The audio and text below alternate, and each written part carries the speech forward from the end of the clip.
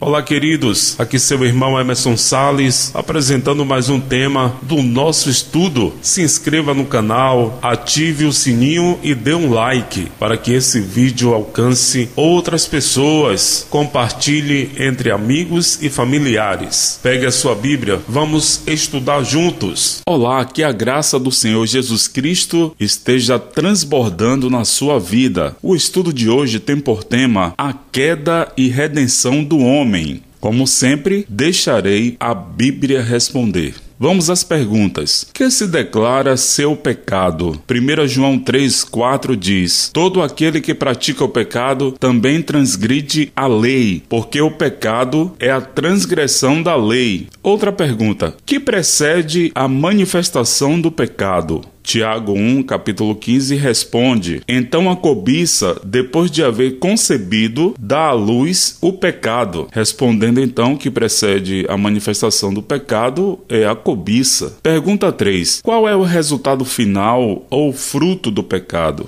E o pecado, uma vez consumado, gera morte. Tiago capítulo 1, versículo 15, na última parte. E Romanos 6, verso 23, responde: porque o salário do pecado é a morte. Pergunta 4. A quantos do gênero humano passou a morte como resultado da transgressão de Adão? Romanos 5, 12 diz: portanto, assim como por um só homem entrou o pecado no mundo, e pelo pecado a morte, assim também a morte passou a todos os homens, porque todos pecaram. 1 Coríntios 15, 22 diz: porque assim como em Adão todos morrem, assim também todos serão vivificados em Cristo. Mas uma pergunta: como foi a própria terra atingida pelo pecado de Adão? Gênesis 3, verso 17 e 18 está escrito: maldita é a terra por tua causa, em fadigas obterás dela o sustento, durante os dias de tua vida. Ela produzirá também cardos e abrolhos, e tu comerás a erva do campo. Pergunta 6. Que outra maldição foi pronunciada como resultado do primeiro assassínio? Gênesis 4, versículo de 9 a 12. Vou resumir aqui. Disse o Senhor a Caim: és agora, pois, maldito sobre a terra, cuja boca se abriu, para receber de tuas mãos o sangue do teu irmão. Quando lavrares o solo, não te dará ele a sua força. Aqui está relacionado à morte do Abel, o outro filho do casal, Adão e Eva, que o irmão Caim matou, como fruto já do pecado no mundo. Que juízo terrível veio em consequência do contínuo pecado e transgressão contra o Senhor. A Bíblia responde: disse o Senhor: farei desaparecer da face da terra o homem que criei, resolvi dar cabo de toda a carne, porque a terra está cheia de violência dos homens. Tinha Noé 600 anos de idade quando as águas do dilúvio inundaram a terra. Nesse dia romperam-se todas as fontes do grande abismo e as comportas dos céus se abriram. Gênesis 6, versículos de 7 a 13 e Gênesis 7, de 6 a 11. Aqui está se tratando do dilúvio, que só foi salva a família de Noé. Pergunta de número 8. Depois do dilúvio, que sobreveio em consequência de ulterior apostasia? A Bíblia responde: então desceu o Senhor para ver a cidade e a torre que os filhos dos homens edificavam, e disse: eis que o povo é um, e todos têm a mesma linguagem. Isto é apenas o começo. Agora não haverá restrição para tudo que intentam fazer. Vinde, desçamos e confundamos ali a sua linguagem, para que um não entenda a linguagem de outro. Destarte o Senhor os dispersou dali pela superfície da terra, e cessaram de edificar a cidade. Gênesis capítulo 11, versos de 5 a 8. Como afetou o pecado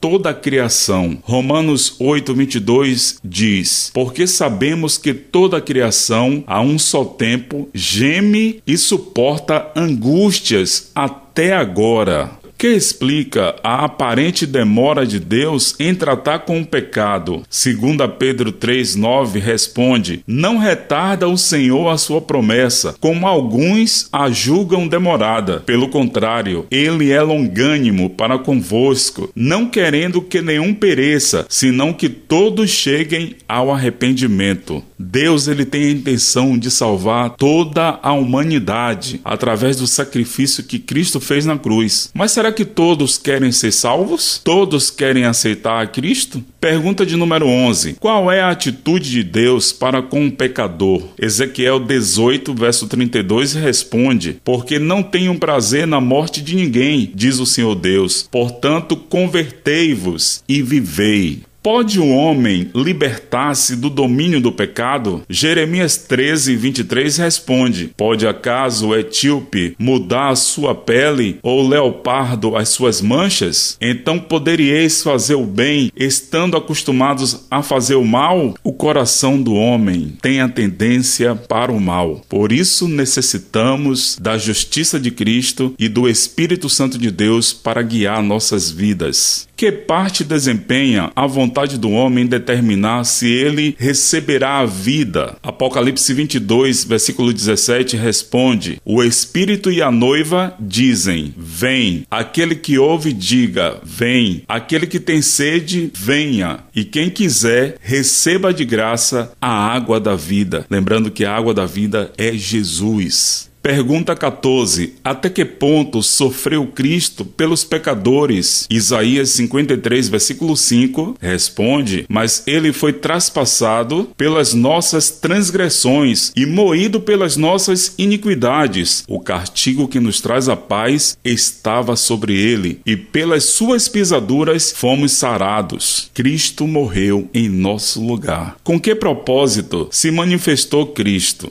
A Bíblia diz: sabeis também que ele se manifestou para tirar os pecados, e nele não existe pecado. Aquele que pratica o pecado procede do diabo, porque o diabo vive pecando desde o princípio. Para isto se manifestou o Filho de Deus, para destruir as obras do diabo. 1 João 3, versículo de 5 a 8. Qual foi a finalidade de haver Cristo tomado a forma humana? Hebreus 2, versículo 14 diz: visto, pois, que os filhos têm participação comum de carne e sangue, destes também ele igualmente participou, para que por sua morte destruísse aquele que tem o poder da morte, a saber, o diabo. Pergunta 17. Que coro triunfante porá fim ao reino do pecado? Apocalipse 5, 13 responde: então ouvi que toda criatura que há no céu e sobre a terra, debaixo da terra e sobre o mar, e tudo que neles há, estava dizendo: àquele que está sentado no trono e ao Cordeiro, seja o louvor e a honra e a glória e o domínio pelos séculos dos séculos. Mais uma pergunta: quando e de que maneira serão removidos os efeitos do pecado? A Bíblia diz: virá, entretanto, como um ladrão o dia do Senhor, no qual os céus passarão com estrepitoso estrondo, e os elementos se desfarão abrasados. Também a terra e as obras que nela existem serão atingidas. 2 Pedro, capítulo 3, versículo 10. Mais uma perguntinha: como terminará a maldição da confusão das línguas? Sofonias 3, verso 9 diz: então darei lábios puros aos povos, para que todos invoquem o nome do Senhor e o sirvam de comum acordo. Penúltima pergunta: até que ponto serão removidos os efeitos do pecado?